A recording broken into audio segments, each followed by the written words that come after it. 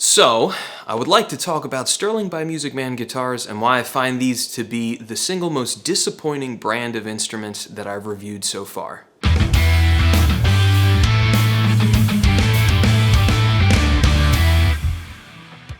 So I'm sure you're probably asking, who the hell am I anyway with my teeny little YouTube channel to be coming out here with such a strong opinion about a major brand of guitars? And to that I would say, you're not wrong, Walter, you're just an asshole. I'd also respond by saying I believe I've been playing the guitar long enough and have been reviewing guitars and enough brands for long enough to be able to speak with some authority on this. Here on my channel, A Minor Error, I've made 3 very in-depth guitar reviews on Sterling by Music Man guitars.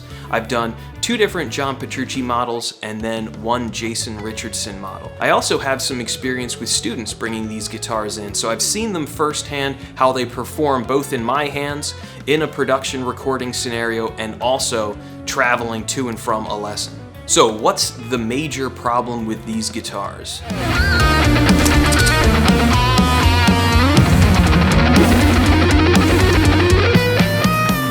It's the bridges of these guitars that are the problem, and it is a massive one. It's without a doubt the worst performing tremolo unit of any brand that I've ever played. If you even think for a second about trying to use the tremolo arm, it will knock the guitar wildly out of tune. I've also found with most of the models that they won't flutter either. So you've got this fully floating tremolo that won't do any of the things that you want a fully floating tremolo to do. The problem with these units not staying in tune is because it is not a double locking tremolo system.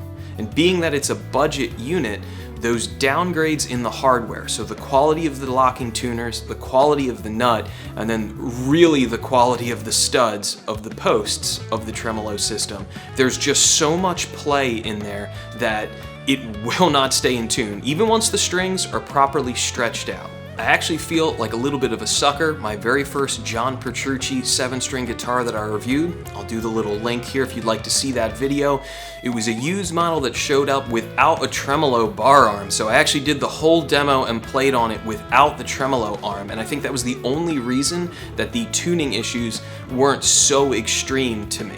Now, I still had problems when I was recording and tracking and doing everything with my demo and review of the guitar, but I didn't realize just how catastrophically bad this unit is the second you pop the arm in. When I got the Jason Richardson Cutlass 7, again, I'll do the link if you'd like to see that review, that's where it really jumped out on me, and I think I still wasn't harsh enough in that review to really explain how bad this unit performed. 2 of the guitars that I reviewed had crooked tuners that weren't mounted straight as well, which is the kind of thing that, in my opinion, should just never get through quality control if they have an eye for detail. It was the Jason Richardson Cutlass 7 and then the cheaper Petrucci Stealth Black 7. I'll do the link to that video if you'd like to see that review as well.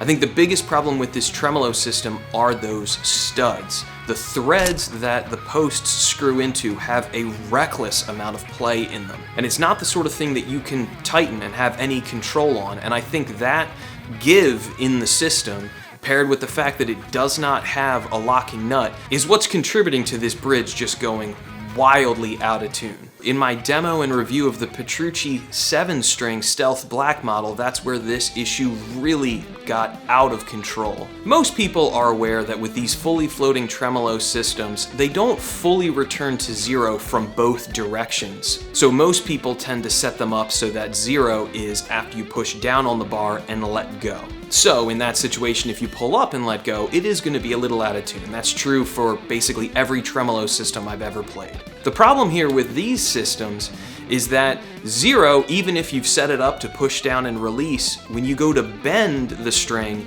the bridge reacts totally different and then goes wildly out of tune. So if you try to use the tremolo, let's say as a slight dive bomb on the end of a note, and then go into a bend and release the bend in the next part of your phrase, the bending puts a different kind of pressure on the bridge than the tremolo use, and it goes wildly out of tune as well. So it's basically unusable as a system. Now, it's just my opinion that any guitar, I don't care if it's a $120 Chinese-made Strat copy to your, basement entry-level Sterling guitar, should function at the very least as an instrument.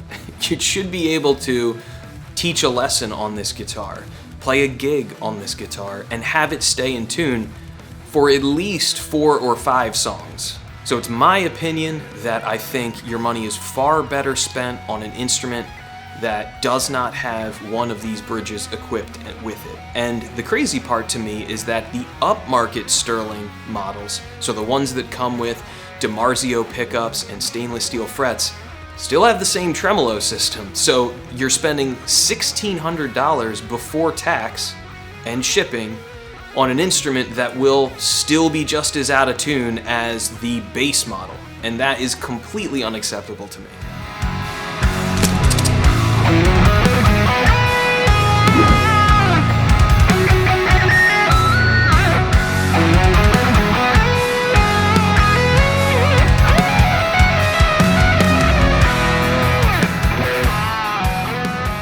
In my opinion, I also do not like the tone of any of these guitars that I've reviewed. I think it's a combination of the quality of the bridge, in being that it's junk, paired with lacking Tonewoods. I don't think the Tonewoods are as bad as the quality of the bridge, but I also don't think they're on par with other brands that I have reviewed. I found them to be thin, buzzy, and lacking just complexity and richness, especially in a recording scenario. I think the quality of the Tonewoods of these guitars is very mixed across their line. So the Jason Richardson one that I reviewed, as well as the Petrucci Stealth Black, I found those guitars to really sound just terrible. They were thin and buzzy, and it was just a turd that was almost impossible to polish in a recording situation.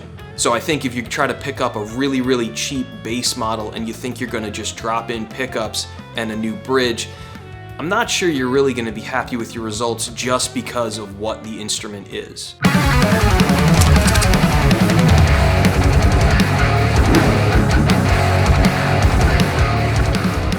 I also find the fit and finish of these guitars to be subpar as well. It's not terrible, it's not as bad as some brands that I have checked out. A Legator Ninja that I reviewed was one of the worst fit and finish guitars I've ever seen.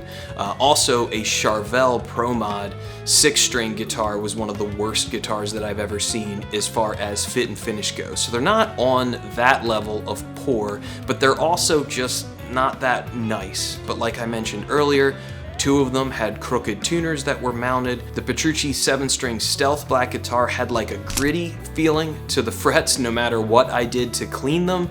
And it was just one of those things where I know it's a cheap guitar, but I've played cheap guitars that had passable fretwork before, and if it's gonna have John Petrucci's name on it, you would just expect something better. So now that we're about halfway through this video, if you like it, please hit like and subscribe, helps the algorithm shine upon my teeny little channel. If you don't like it and you think I'm an idiot, let me know down below in the comments. I love to get trolled. Here, A Minor Error is the creative home for everything that I do musically, which is original, progressive, metal, instrumental music. I also do in-depth guitar reviews, production tips and tricks and reviews, as well as general videos like this one. If you're interested in hearing my original music or seeing the other work that I've done, I've got all the links down below in the description, as well as a link to my Bandcamp if you'd like to support me there and go purchase some of my music.